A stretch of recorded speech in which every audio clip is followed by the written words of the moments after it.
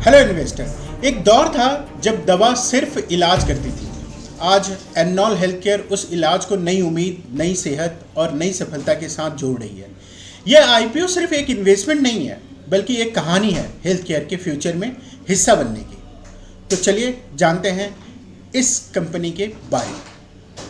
तो चलिए इन्वेस्टर, शुरुआत करते हैं शुरू से। 121 करोड़ की इस आईपीओ के बारे में जानते हैं। देखते हैं, पहले कंपनी के बारे में समझते हैं आखिर एनलॉन करती क्या है। एनलॉन एक ड्रग मैन्युफैक्चरिंग कंपनी है, लेकिन स्पेशलाइज्ड ड्रग बनाती है। ये 2013 में बनी थी ये कंपनी, राजकोट गुजरात में। अब ये एपीआई बनाती है। एपीआई का फुल फॉर्म होता है एक्टिव फार्मास्यूटिकल इंग्रेडिएंट। ये करती क्या है, ठीक उसी तरह से जैसे किसी भी तरह का पेन किलर में अगर पेन कोई हटाता है तो वो एपीआई है। आप इस तरह से समझ लीजिए उसको। एपीआई एक तरह के कैटलिस्ट का काम करता है, जो कि दवा में मिलाने की उसकी गुणवत्ता को बढ़ा देता है और उसका हार्ट होता है वो एक्चुअली में।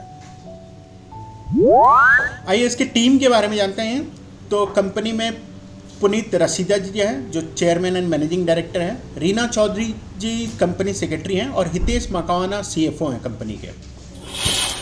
कंपनी करती क्या है, तो जैसा हमने बताया, कंपनी फार्मास्यूटिकल में ड्रग मैन्युफैक्चरर है और स्पेशलाइज्ड ड्रग बनाती है, जैसे एपीआई, एक्टिव फार्मास्यूटिकल इंग्रेडिएंट। उसके बाद ड्रग इंटरमीडिएरीज भी बनाती है ये भी उसी तरह का काम करती है। और थर्ड ये बनाती है nutraceutical API. Nutraceutical API actually food product में से निकाला जाता है, किसी भी तरह के खाद्य पदार्थ में से उस एपीआई को निकाला जाता है। ये पहले वाले एपीआई की तुलना में ज़्यादा सक्षम होता है और कम साइड इफेक्ट वाला होता है। आइए आईपीओ के डिटेल्स को जानते हैं। आईपीओ जो है इस कंपनी की 26 अगस्त को शुरुआत हो रहा है और 29 अगस्त को बंद हो रही है। लिस्टिंग डेट 3 सितंबर को होगी। फेस वैल्यू 10 रुपये है। इशू प्राइस 86 रुपये से 91 रुपये है। आप मान के चलिए 91 रुपये पे आपको मिलेगा। लॉट साइज 164 शेयर का है। सेल टाइप फ्रेश कैपिटल है। पूरा का पूरा कैपिटल मार्केट से उठा रहे हैं, किसी भी तरह का ऑफर पर सेल नहीं है इसमें। इशू साइज 121 करोड़ का है। इशू टाइप है बुक बिल्डिंग आईपीओ। लिस्टिंग इसकी एनएससी और बीएससी में हो रही है। मिनिमम इन्वेस्टमेंट एक लॉट का 14,104 रुपये यहाँ पे लगेगा आपका। और याद रखिए ये एसएमई आईपीओ नहीं है, इसलिए 2 लाख से कम का लॉट साइज है। आइए इस आईपीओ देखते हैं कंपनी के ऑब्जेक्टिव के बारे में। तो ऑब्जेक्टिव में कंपनी अपना जो आईपीओ ला रही है उससे वर्किंग कैपिटल का पहला रिक्वायरमेंट पूरा करेगी 43 करोड़ का। उसके बाद वो जो पहले के कुछ पेमेंट्स हैं इनके पेमेंट वो 5 करोड़ रुपये है, वो बकाया का पूरा करेगी। और इनके कुछ कैपिटल एक्सपेंडिचर है इक्विपमेंट खरीदने के रिगार्डिंग में, वो 30 करोड़ का इन्होंने प्रोजेक्शन ले रखा है। 30.72 करोड़ उसमें खर्च करेंगे। चलिए एक नज़र डालते हैं कंपनी के फाइनेंशियल के ऊपर। तो कंपनी के फाइनेंशियल को देखते हैं। 23, 24, 25, 25 में 120 करोड़, 24 में 66, डबल हुआ है प्रॉफिट से रेवेन्यू सॉरी। और 23 में 113 से 124 में 66, आधा भी हुआ था तभी डबल हुआ है, तो ये अनयूजुअल ग्रोथ नहीं माना जाएगा। 23 में अगर देखा है एबिटा 12, 24 में 15 करोड़, 25 में 32 करोड़, प्रॉफिट 5 करोड़, 9 करोड़ और 20 करोड़। नेटवर्थ देखा जाए तो 7, 21, 80, एसेट में भी इंक्रीजिंग है और टोटल बोरोइंग थोड़ा सा डिक्रीज हुआ, 74 करोड़ से 58 करोड़ हुआ है। कंपनी के पिछले साल की तुलना में इस साल का रेवेन्यू में ग्रोथ 81% है, पर मैं पहले ही कर चुका हूँ, ये अनयूजुअल ग्रोथ है। उसका कारण क्योंकि पहले कंपनी की ज़्यादा थी, 113 करोड़ थी 23 में, और वो घटकर 24 में 66 करोड़ है, तो तकरीबन हाफ हो चुका है। तो 81% का ग्रोथ उतना कोई खास नहीं माना जाएगा। Growth in EBITDA 107%, growth in profit 112%, same कहानी।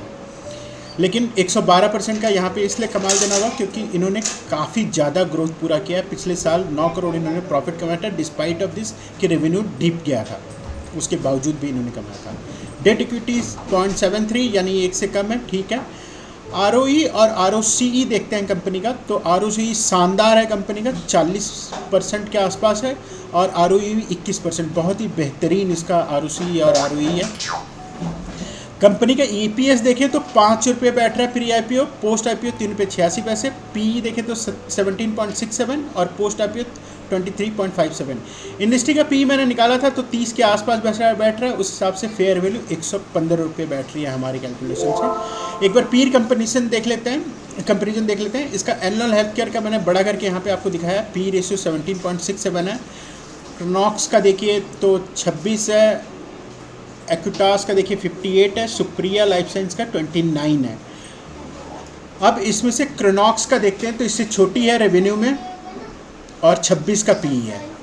तो अगर हम 30 का पी ले रहे हैं तो कुछ ख़राब नहीं ले रहे हैं, तो इस हिसाब से हमारा पी का कैलकुलेशन सही है और अपने कंपैरिजन में ये कंपनी अच्छा काम कर रही है अपने आसपास वाले रेवेन्यू से। मैंने यहाँ पे इसी के बराबर की कंपनी के रेवेन्यू वाले कंपनियों का ईपीएस और पी लिया है।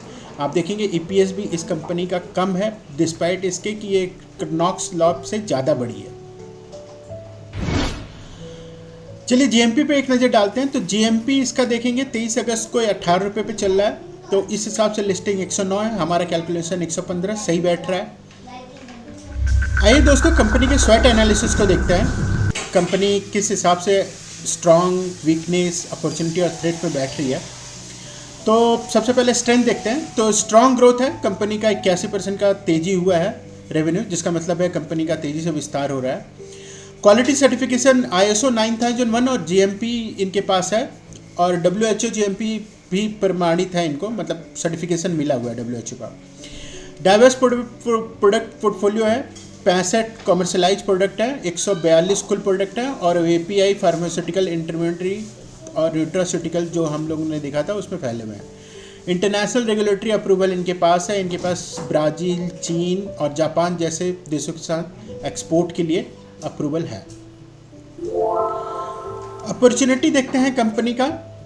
तो कंपनी के अपॉर्चुनिटी में ये ग्रोइंग API का डिमांड हो रहा है। पहला, भारत की फार्मा इंडस्ट्री बढ़ते API हर जगह कर रही है, इंपोर्ट का रिलायंस कम कर रहे हैं और ज़्यादा से ज़्यादा इंपोर्ट कर रहे हैं। एक्सपेंशन प्लान है इस कंपनी का, IPO से जो भी एज उठा रही है ये एक्सपेंशन कर रही है। आप देख रहे होंगे कैपिटल एक्सपेंडिचर में इन्होंने पैसा लगाया है काफ़ी ज़्यादा। राइजिंग ग्लोबल एक्सपोर्ट है, क्योंकि अधिक से अधिक ग्लोबल एक्सपोर्ट हमारे वर्ल्ड के नंबर 1 में आते हैं हम फार्मास्यूटिकल को अगर वो करें तो। अब कंपनी का एक बार हम वीकनेस देखते हैं। तो वीकनेस स्मॉल स्केल है कंपेयर में, सिर्फ 120 करोड़ की कंपनी है रेवेन्यू वाइज। चुप हो जा साला हरामजादा।